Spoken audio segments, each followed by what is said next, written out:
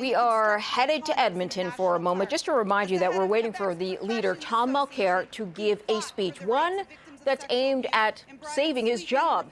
He has been leading that party, of course, through the last two elections, but now there is a leadership review underway. He's going to address 1,800 delegates in an effort to convince them that he is the man to stick with for the next election as well. Some of those delegates say they need convincing because of the crushing loss, of course, in 2015, last fall, when they lost a number of seats. They went from 103 seats in the House down to 44, lost a lot of support. They had gone from being the official opposition back to being the number 3 party in the House.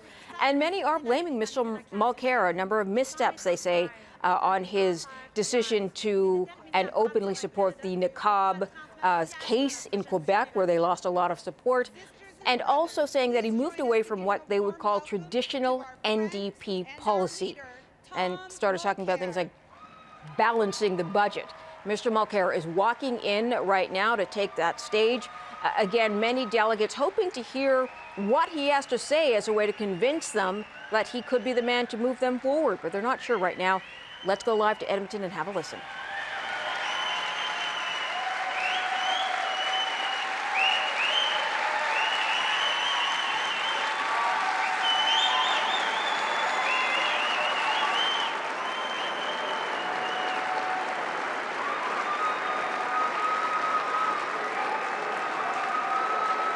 Bonjour. Good morning. No pressure. Bonjour tout le monde. Good morning, everyone. Fellow New Democrats.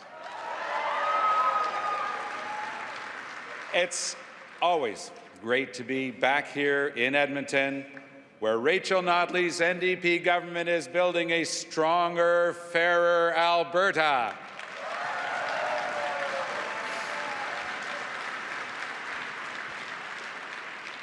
And please let me begin by saying how proud I am of you, how proud I am of us, how proud I am of our party. I was so impressed and deeply inspired this morning by the quality of debate that we've had on the protection of the environment.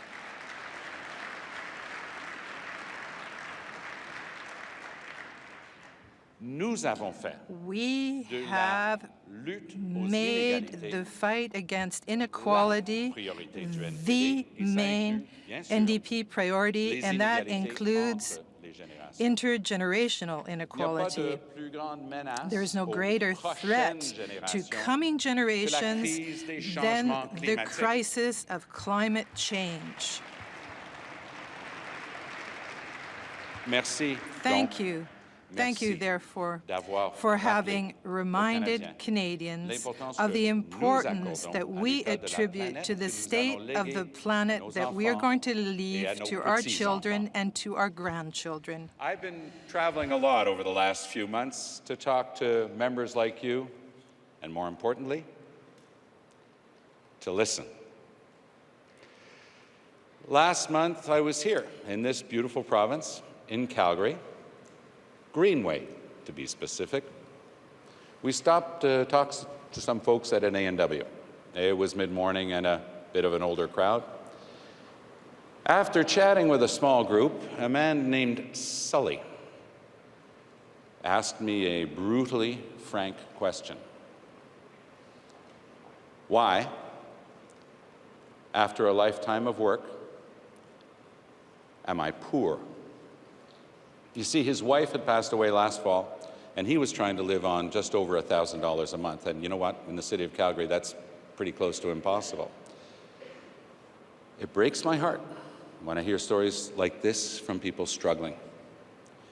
I wish that I could have looked him in the eyes and said that a new era in Canada was beginning. One where profitable corporations and big banks were finally paying their fair share.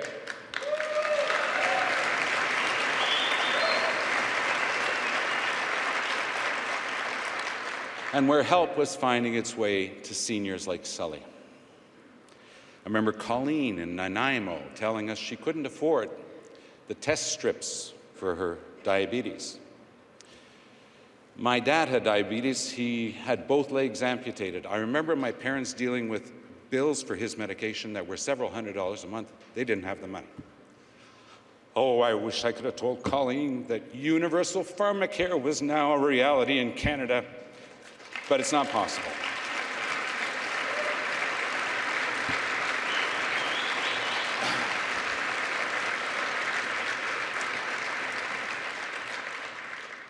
Yet.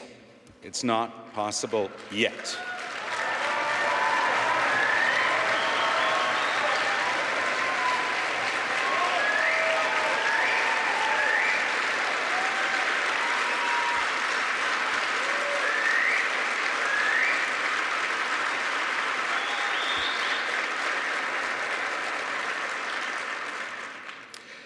We made mistakes that cost us a victory in October, and for that, I take responsibility.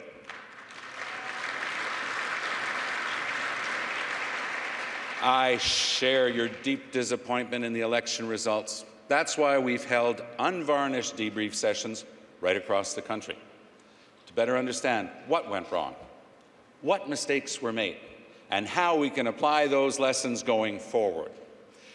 This process has also been an inspiring opportunity for me to connect individually with so many members like you. It's renewed my hope, my optimism in the future. And I'll share with you that one thing has become crystal clear. It's time for us to open up this party.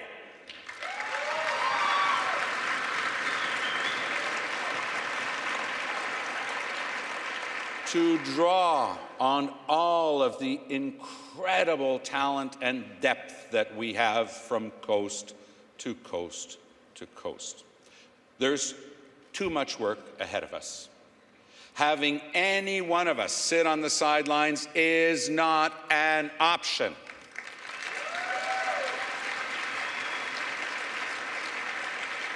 In a Canada where the gap between the wealthy and everyone else is growing faster and wider than in most of the developed world, where ordinary families struggle to get ahead and the most vulnerable struggle just to get by. We need a strong, united NDP now more than ever, because only New Democrats will tackle inequality and fight to even the odds for everyone.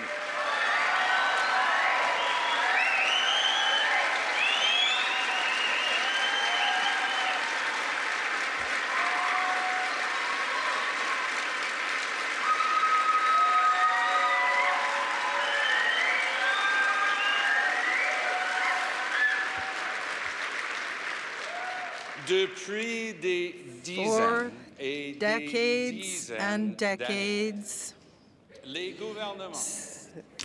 successive Conservative and Liberal governments have been fighting for the interests of the richest and the most influential people in the country. In the meantime, workers have seen their public services being dismantled, their wages stagnate, and when it isn't, their jobs that were being sent offshore. And this is why our former leader and friend Jack Layton has worked relentlessly in order to build a social democratic movement that is solid and well-oiled, a modern movement to gather together Quebec progressives with other progressives in the country to really prevail against old political elites. In 2011, we had a true historical breakthrough. We became a real option with support and a solid base in Quebec.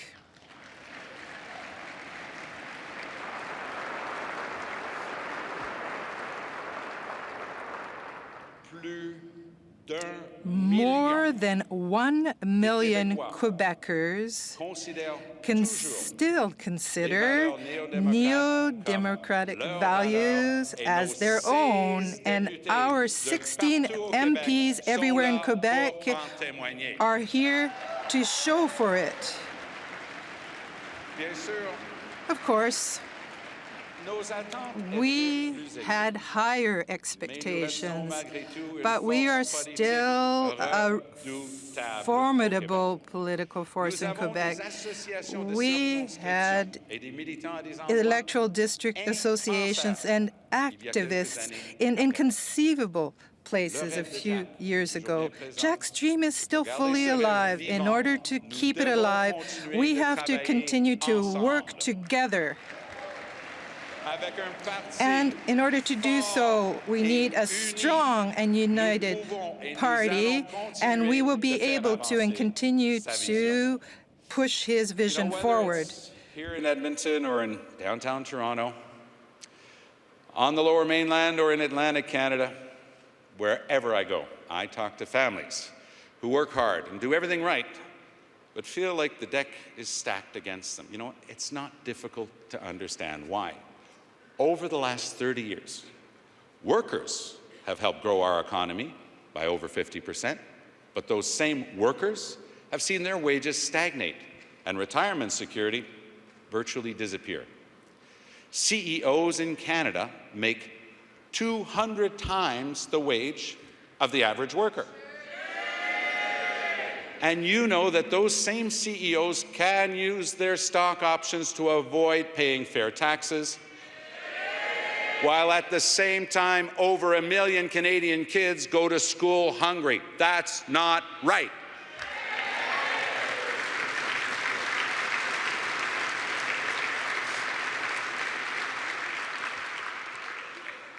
The middle class is being hollowed out as good-paying jobs are replaced with temporary, part-time, precarious work. Last year alone, Canada's big banks made a record $35 billion in profits and handed $12 billion in bonuses to their executives, while they cut thousands of good-paying Canadian jobs. We don't accept that.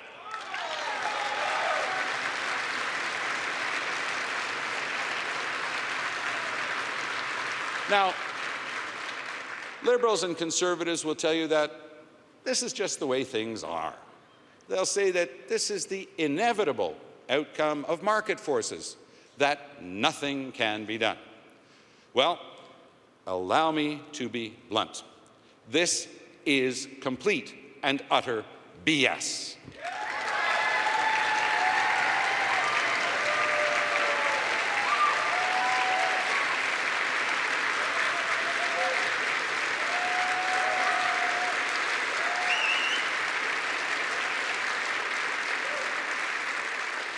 You know, as New Democrats, we know that there's nothing inevitable about signing trade deals that kill good Canadian jobs. It's a choice. There's nothing inevitable about handing tens of billions of dollars in tax giveaways to CEOs and the big banks. It's a choice. And there's nothing inevitable about cutting the services and supports families need to stay afloat. It's a choice. Liberal and Conservative choices, choices made by those successive governments over the last 3 decades that disproportionately benefited those at the top and hurt everyone else. Only New Democrats will stand up and demand a better deal for all those Canadians who are being left out and left behind by this winner-takes-all economy. And that's why Canada needs a strong, united NDP now more than ever.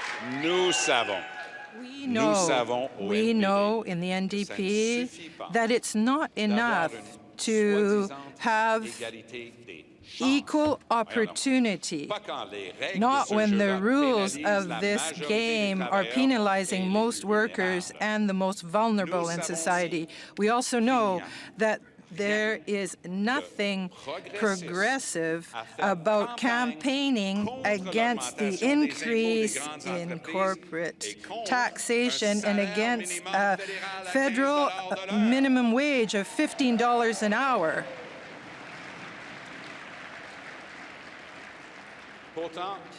Yet, that's the paradox of the new Liberal government. Their party campaigned for change, but they've already broken a number of promises.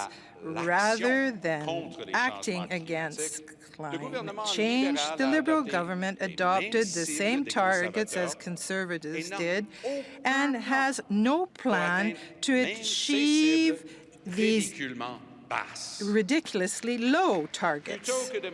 Rather than ending the Conservatives' combat mission in Iraq, the Liberals expanded our military involvement by replacing our fighter planes by 3 times more troops on the ground.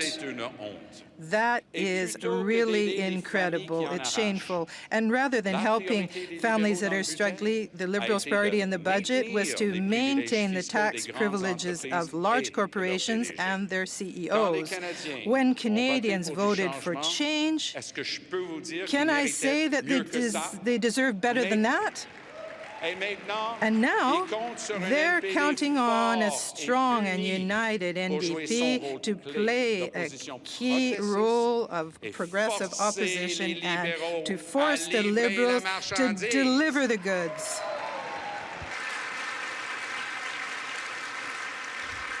Now,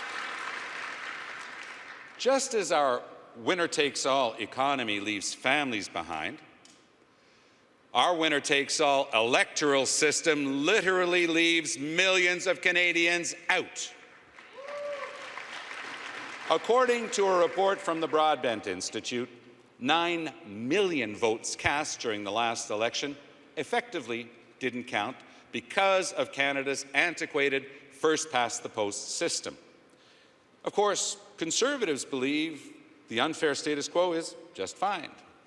Liberals, on the other hand, promise change, but they're already starting to backtrack on that one as well. My friends, the next few months will be critical in the fight for proportional representation.